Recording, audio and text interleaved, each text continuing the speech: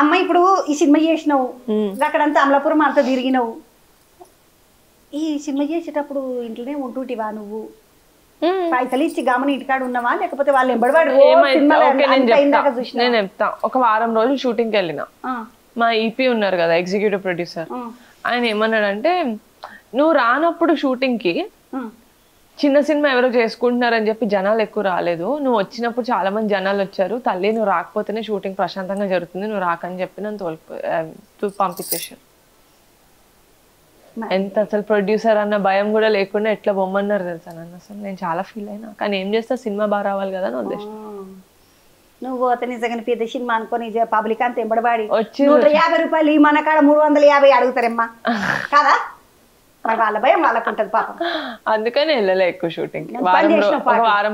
వారం రోజులు వెళ్ళుంటా అంత అదే 150 టికెట్ 150 టికెట్ అంటే అది వచ్చిందమ్మా ఈ సినిమాలో 150 టికెట్ పెట్టుకొని పబ్లిక్ చూడాలని అంటే ఏమేమి ఉన్నాయి దోస్తానా ఉంది మస్తు ఫుల్ ఫ్రెండ్షిప్ దోస్తానా బ్రేకప్ ఉంది అయ్యో ఓకే కామెడీ ఉంది ఈ కుర్రాలు చేస్తారు కదా అల్లరి చిల్లర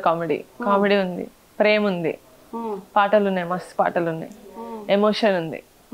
కొంచెం ఏడుస్తాం ఇక్కడ కొంచెం ఏడుపు వస్తుంది ఇట్లా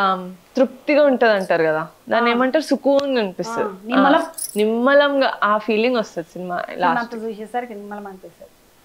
ఫోన్ పట్టు మంచి సినిమా చేసినావు బుజ్జి మరి నేను ఈ ముచ్చట్లన్నీ మాట్లాడుకుంటా పాపం మీ అమ్మనాయన నడుచుకోకపోతే పెద్దసారి నడుచుకోకపోతే మీ అన్నది నేను నడుచుకోకపోతే జరసేపు బుజ్జలు ఇంటి ముచ్చట్లు మాట్లాడతా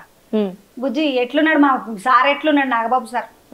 సూపర్ ఆయనకే సుకూన్ నిమ్మలంగా ఉన్నాడు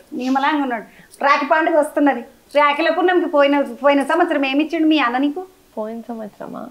పైసలు ఇచ్చిండు అంతే పోయిన సంవత్సరం పైసలు ఇవ్వలే పోయిన సంవత్సరం మా అన్న పెళ్ళయింది కదా ఇటలీకి తోలిపోయిండు నన్ను ఇదే నీకు పెద్ద గిఫ్ట్ అన్నాడు ఇటలీకి తోలికపోయి ఇదే గిఫ్ట్ మరి ఇటలీకి తోలిపోయి అదే గిఫ్ట్ అన్నాడు ఏం చేస్తాం ఈ తేపకి ఏం పెడుతుండొచ్చు ఈ